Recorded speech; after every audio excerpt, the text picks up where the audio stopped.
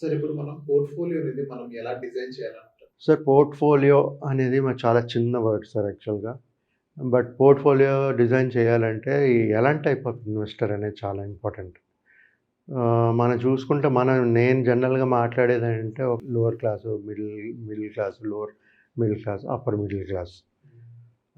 Rich people mostly HNI kind of stuff.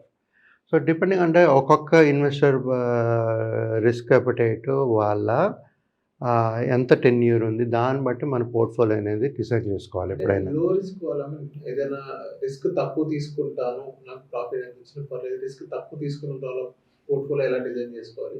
Risk ఎక్కువ తీసుకున్న వాళ్ళ పోర్ట్‌ఫోలియో డిజైన్ ఎలా ఎలా చేస్తారు? ఇప్పుడు రిస్క్ తక్కువ తీసుకుంటున్నాను అంటున్నారు మీరు. రిస్క్ తక్కువ తీసుకుంటున్నారు అంటున్నారంటే, వాళ్ళు మ్యూచువల్ ఫండ్స్‌లో అసలు ఎందుకొస్తున్నారనేది తెలుసుకోవాలి. ఎందుకంటే మనకి రిస్క్ లేనివి ఒక 6%, 7% బ్యాంక్ ఎఫ్‌డీలు అవన్నీ ఇచ్చేవి ఉన్నాయి. బట్ మ్యూచువల్ ఫండ్స్‌కి ఎందుకొస్తున్నారనేది తెలుసుకోవాలి ఫస్ట్. ఎందుకంటే ఎవరైతే మ్యూచువల్ ఫండ్స్ ఇన్వెస్ట్‌మెంట్స్‌కొస్తారో వాళ్ళు బెటర్ రిటర్న్స్ కోసమే వస్తారు. మీరు పేదవాళ్ళు అవనండి, let it be from lower middle class or people who wanted to get better returns కోసమే వస్తారు మ్యూచువల్ ఫండ్స్‌కి ఎప్పుడైనా సరే.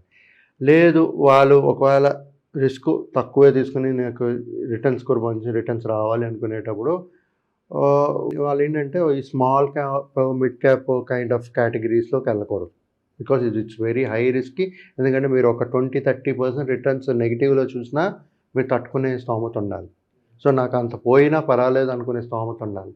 అలాంటప్పుడే వాళ్ళకి ఒక ఎవరైతే రిస్క్ తీసుకోరనుకుంటారో వాళ్ళకి ఒక కన్జర్వేటివ్ కైండ్ ఆఫ్ పోర్ట్‌ఫోలియోకి డిజైన్ చేసుకుంటూ ఇన్వెస్ట్‌మెంట్స్ అనేది చేయాలి. ఓకే. ప్లస్ ప్రతి ఒక్కరికి చెప్పేదేంటంటే మ్యూచువల్ ఫండ్ ఎప్పుడూ లాంగ్ టర్మ్ స్ట్రాటజీ. లాంగ్ టర్మ్‌లోనే మనకు వెల్త్ క్రియేట్ అవుతది.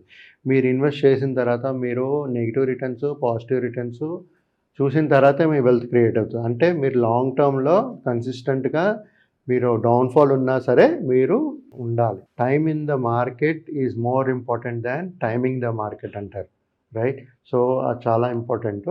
ఇది కన్జర్వేటివ్.